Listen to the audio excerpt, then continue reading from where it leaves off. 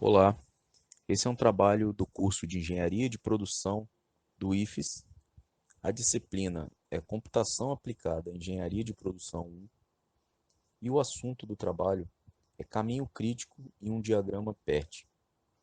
Fazem parte desse grupo a Mariana, Natan, Rafael, eu, Rodrigo, e o Samuel. Vamos iniciar apresentando algumas definições.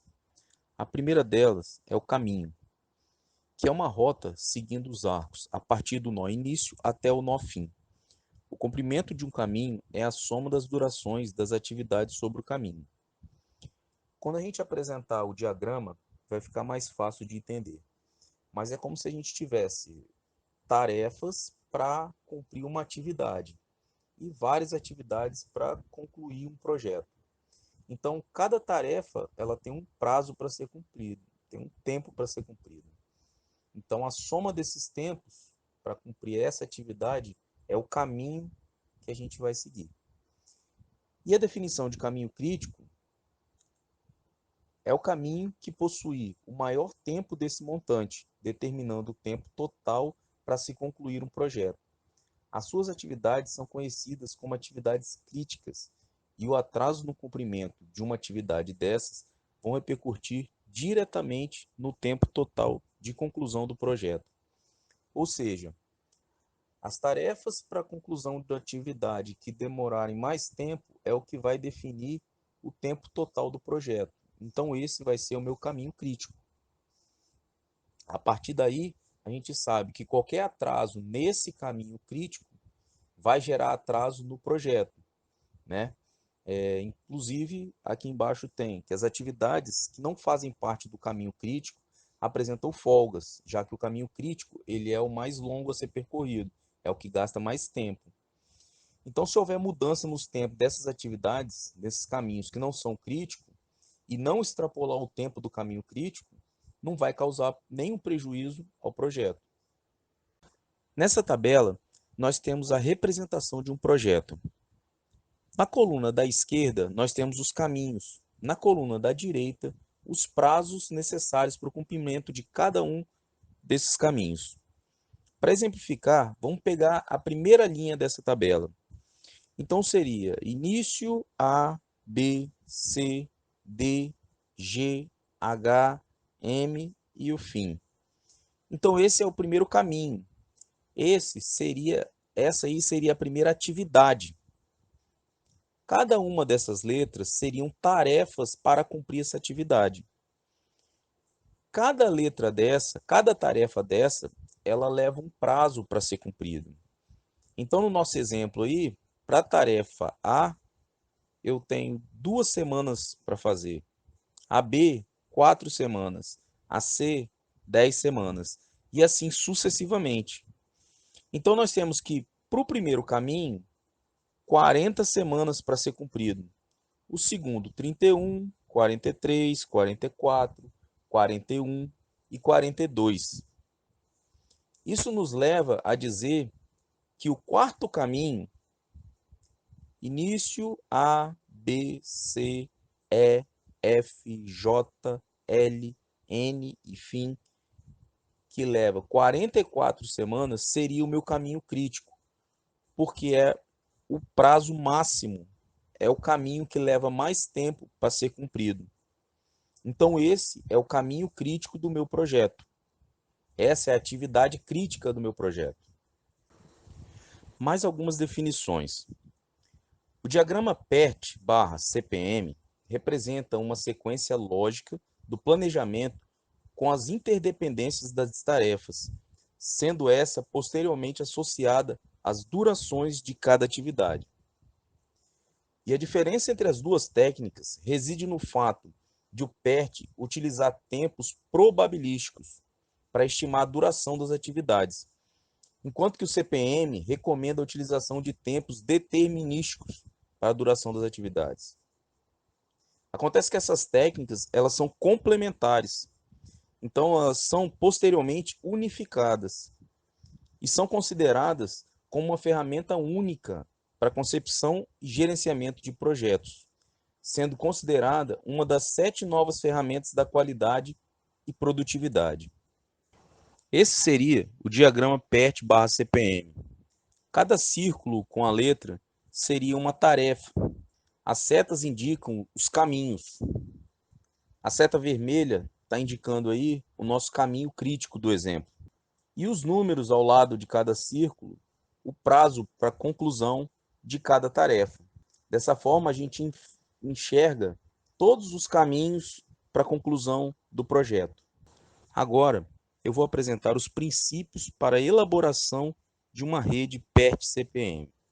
Determinar a relação e a duração das atividades. Verificar atividades que podem ser executadas em paralelo. Verificar quais atividades consomem tempo e geram custos. Eventos não. Para um evento ser atingido, todas as atividades que a ele chegam devem ser concluídas. Uma atividade somente terá início se o evento inicial for atingido. Entre dois eventos, existe apenas uma atividade. Tudo que pode atrasar um projeto e pode ser previsto deve ser considerado uma atividade. Para a assimilação do caminho crítico, utiliza 3 tipos de estimativas da duração de uma atividade. A estimativa M é a mais provável da duração de uma atividade. O seria a estimativa otimista da duração de uma atividade. E P, que seria a estimativa pessimista da duração de uma atividade. A observação: a fim de se obter um planejamento mais confiável, faz-se necessário considerar no modelo incertezas sobre a duração de cada atividade. Na metodologia PERT, esta última é tratada como uma variável randômica, com alguma distribuição de probabilidade. Agora eu vou falar sobre a estruturação em algoritmo. Primeiro você vai abrir as bibliotecas necessárias e depois você vai criar um banco de dados na qual vai ter os tempos de cada tarefa. E aí você vai ter o tempo otimista, no qual seria o menor tempo possível para a realização de determinada tarefa, o tempo mais provável, que é o mais realista de ser feito, e o pessimista, na qual, com as situações adversas e determinados problemas, você demore mais para realizar determinada tarefa. Para se calcular o PERT, é necessário criar um vetor, e para isso utilizaremos o looping for, no qual será utilizada a seguinte média ponderada para ser feito o preenchimento das linhas. Vai ser o tempo pessimista de determinada posição, mais 4 vezes o tempo provável, mais o tempo otimista, isso tudo dividido por 6, e isso até percorrer todo o vetor. Como esse cálculo dessa média ponderada é um valor aproximado, teremos que calcular a variância para ter noção da dimensão do erro positivo e negativo da função.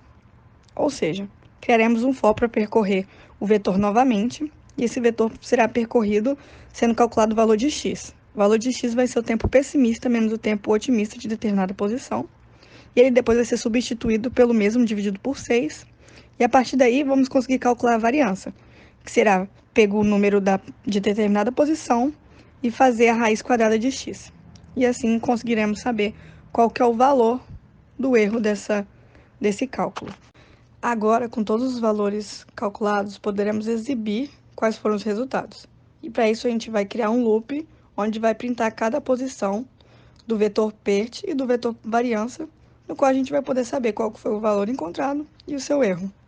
Agora, utilizando o código de uma maneira um pouco mais abrangente, será solicitado que se digite o número de operações, e depois de se escanear esse número, vai ser determinado o tamanho dos vetores otimista, pessimista, provável, PERT e variância.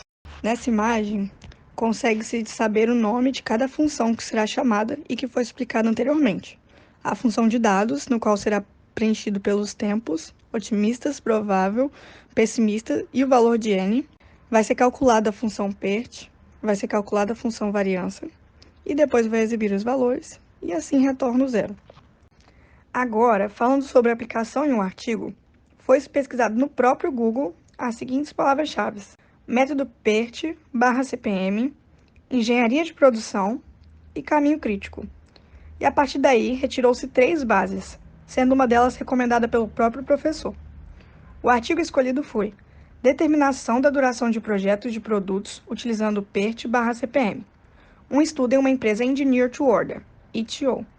E esse mesmo foi selecionado por ser o mais completo, mas ao mesmo tempo mais simples, o que facilitou o nosso entendimento. E através dele, percebemos que o PERT/CPM é um instrumento muito importante, pois permite visualizar a rapidez em uma linha de produção, permitindo criar um planejamento a fim de intensificar a mesma e, consequentemente, aumentando seu lucro.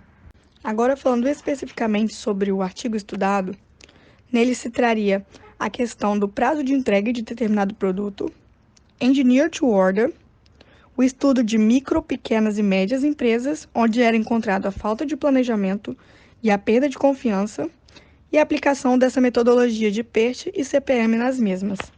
E pôde-se perceber que o objetivo desse artigo era determinar a duração de projetos dos produtos em uma empresa com estratégia ETO, com a utilização do método PERT/CPM. Com esse estudo, foi-se definido a perspectiva das micros e pequenas empresas no Brasil, sendo os 3 fatores principais é que elas totalizam 99% do volume de pessoas jurídicas e empregam 50% da mão de obra. As mesmas apresentam dificuldades gerenciais e também não conseguem se manter no mercado competitivo. Agora falando sobre a descrição do cenário de uma empresa de pequeno porte, com sede na cidade de Cachoeirinha, Rio Grande do Sul, na qual teve suas atividades iniciadas em 2002, teve-se como objetivo fornecer soluções completas em segurança coletiva para máquinas e processos de automação industrial, e foi utilizada a estratégia ETO, na qual a tradução significa Engenharia sobre Encomenda, que basicamente é onde a etapa de projeto do produto é feita sobre encomenda, ou seja, com base na necessidade dos clientes. E os produtos tendem a ser altamente customizados e o nível de interação com os clientes costumam ser muito grandes. Além disso, foi percebido que se possui grandes dificuldades na parte operacional dessa empresa. Agora eu vou falar sobre o método de pesquisa. Os procedimentos técnicos utilizados neste trabalho foram baseados nas recomendações para um estudo de caso, visto que esse método procura estruturar um estudo profundo e exaustivo das atividades do problema em estudo. No caso desse trabalho, mais especificamente, os problemas que afetam o lead time dos projetos, visando seu conhecimento amplo e detalhado. Continuando o assunto método de trabalho, nós temos a primeira etapa, que é o levantamento das atividades, a segunda etapa, que é a medição dos tempos das atividades, a terceira etapa, que é a configuração da rede, a quarta etapa, que é a definição dos tempos da rede, a quinta etapa, que é a identificação do caminho crítico, e a sexta e última etapa, que é a avaliação dos resultados. Bom, aqui nós temos uma tabela de levantamento das atividades. Nessa tabela, nós temos 4 títulos, que é atividade, descrição, setor e resultado. Na atividade, por exemplo, nós temos a terceirização, o acabamento, a secagem e a montagem final. Na descrição, apenas descreve a atividade. O setor diz de qual setor a atividade é responsável, e o resultado nada mais é do que o que surgiu a partir dessa atividade. Então, por exemplo, aqui na atividade de fabricação, nós temos como descrição montagem, quadros, colunas, furações. O setor é o setor de produção e o resultado são as estruturas físicas. Um outro exemplo aqui, temos a secagem, que é a descrição da secagem é período para ancoragem da tinta, o setor pintura e o resultado projeto pronto. Bom, aqui nessa outra tabela, que seria a categorização dos projetos, nós temos 3 títulos: a categoria, o tipo de projeto e as peculiaridades. A categoria difícil seria projetos grandes, né, que tem o número de peças maior que 25. A categoria normal são os projetos de médio porte, que as peças são entre 15 e 25 peças. E a categoria fácil é o tipo de projeto pequeno, que seria um número de peças inferior a 15. Aqui nessa tabela, nós temos atividades por eventos. É uma tabela de 5 títulos, que seria atividades, fácil, normal, difícil, que seria a quantidade de dias, e o evento como último título. Vamos supor, esse aqui no acabamento, na atividade de acabamento, se fosse um acabamento fácil, seria meio dia para concluir. Um acabamento normal seria 1 dia e meio para concluir. E um acabamento difícil, 2 dias para concluir. O evento seria de 7 a 8. Vamos pegar outro exemplo. A cotação e entrega. A atividade de cotação e entrega. Se fosse uma cotação ou entrega fácil, um dia. Uma cotação ou entrega normal, um dia também. E uma cotação ou entrega difícil, 3 dias. O evento 3 a 4. Aqui na figura 8, nós temos uma rede de atividades, que consiste basicamente nessas bolinhas com números que descrevem as atividades. Ou seja, os projetos seguem por uma única rede de atividades que devem ser monitoradas o tempo todo para garantir os prazos de entrega. Aqui na figura 9, nós temos uma tabela de atividades por tempo, otimista, provável e pessimista. Ou seja, aqui nessa imagem vocês podem ver o título fácil, normal e difícil.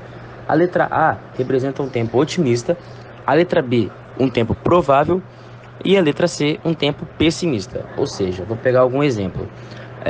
A atividade de fabricação, se for uma fabricação fácil, no tempo otimista demoraria um dia. Se fosse um tempo provável, demoraria um dia e meio. E se fosse um tempo pessimista, demoraria 2 dias. Vamos pegar outro exemplo, a montagem final. Se for uma montagem final difícil, um tempo otimista seria de 4 dias, um tempo provável seria de 5 e um tempo pessimista seria de 7. Bom, aqui no slide 25, nós temos a mesma tabela do slide 24. A única diferença é que ela tem o acréscimo de tempo esperado e a variância de cada atividade.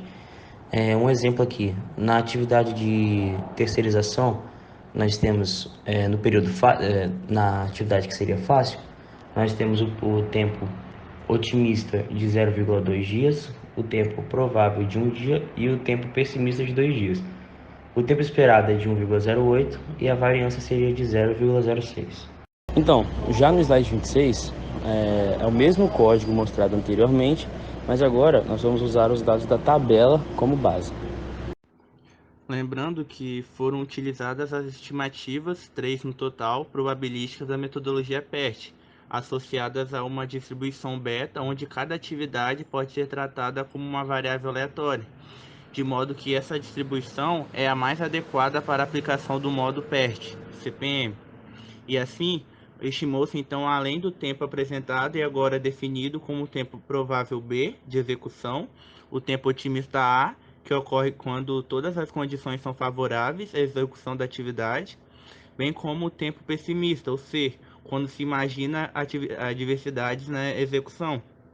Dessa forma, esses tempos foram estimados nas entrevistas através de questionários sobre o tempo máximo e mínimo resultante de influência de fatores não controláveis.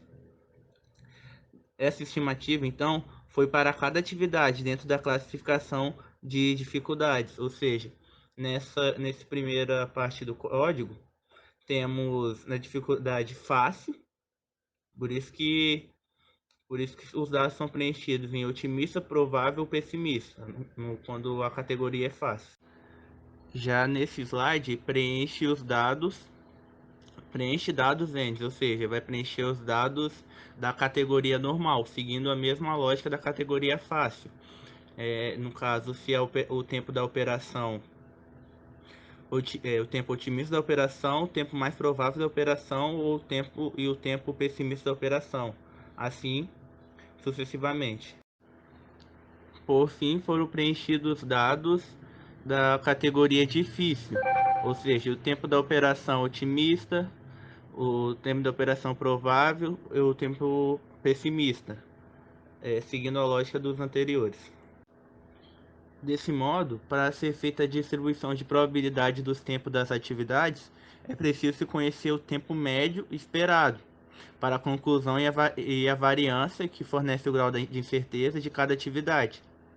Dessa forma, tem-se por definição da teoria das probabilidades que para o tempo esperado, o peso de B, que no caso é o provável, é 4 vezes maior que o de A e C, ou seja, do tempo otimista e pessimista, de modo que a probabilidade de acontecer B é 4 vezes maior que A e C, ou seja, a probabilidade de acontecer o tempo provável é 4 vezes maior que o otimista e o pessimista. Aí assim é montada a equação. Enquanto isso, na função calcula-var, era considerado que o emprego desses três valores depende de dois pressupostos. Admite-se que esses possam ser estimados com precisão e que o desvio padrão é igual à sexta parte da amplitude, C menos A, ou seja, pessimista menos otimista, ou igual à raiz quadrada da variância. Por isso é montada esta equação. Com isso, a probabilidade do tempo estimado estar entre A e C é alta, ou seja, está entre otimista e pessimista. Isso é possível devido ao fato de existirem bases matemáticas em que os valores calculados e oriundos de uma distribuição normal podem ser utilizados em PERT com distribuição beta. Então, é chamada a função exib, no qual são colocados dois printfs para exibir o PERT e exibir a variância. E, por fim, o printf para o total PERT e para o total variância. Enquanto isso, no programa principal, na função main, está resumido para chamar todas as funções pré-definidas anteriormente. Ou seja, primeiro vai pedir que se digite o número das operações. Aí em seguida vai ser calculadas, exibidas categorias, calculados os tempos otimista, pessimista, provável, PERT, a variância, total da variância e o total PERT, assim sucessivamente. Podemos ver que é chamada a função que preenche os dados da categoria fácil, depois função que calcula o PERT, função que calcula a variância, depois a função que exibe em tela. Aí depois vem o da categoria normal, respeitando os critérios da fácil, e depois da normal vai vir a difícil, claro. Aqui estão as funções que vão ser chamadas quando for exibir em tela a categoria difícil, ou seja, as mesmas das categorias fácil e normal, ou seja, vai chamar a função que preenche os dados difícil, depois função cálculo PERT, assim sucessivamente, até, por fim, tem um printf que vai exibir os totais, ou seja, total PERT e total variância, e retornar a zero. No que diz respeito à avaliação dos resultados, primeiramente que para fazer o teste do modelo proposto para a determinação e avaliação dos prazos de entrega, foi escolhido aleatoriamente um projeto a fim de determinar seu prazo de entrega e a real probabilidade desse prazo ser cumprido. Esse projeto então pôde ser classificado como normal e o prazo de entrega dado pelo comercial foi de 20 dias, tendo-se então da tabela de probabilidades encontradas que o tempo é 18,18 e a variância 0,68. E também foi calculado Z, que resultou em 2,203, ou seja, de acordo com a tabela de distribuição normal, a probabilidade desse prazo ser cumprido é de 0,9871. E o modelo proposto funcionou em sua aplicação, porém, deve ser feita uma maior avaliação dos tempos propostos, a fim de se diminuir a variabilidade de algumas das atividades. Aqui podemos observar a aplicação do código no artigo, logo após o programa ser executado, no qual foi pedido para digitar o número de operações, são 20, aí tem a categoria normal, o PERT, a variância de cada um, ou seja, do fácil, normal, o difícil, e por fim temos o total PERT 18,18 e o total variância 0,675. Aqui no final do slide podemos ver que foi calculado Z, pegando o total PERT, 18,18, e dividindo pelo total variância, 0,68, resultando em 2,203. Após essa explicação da aplicação do código no artigo, chegamos à conclusão de que o levantamento proposto pelo artigo chegou a resultados positivos e coincidiu com a aplicação do algoritmo. Por fim, apresento a vocês as nossas principais referências bibliográficas utilizadas na execução desse projeto. Em nome do grupo, gostaria de agradecer a todos pela atenção.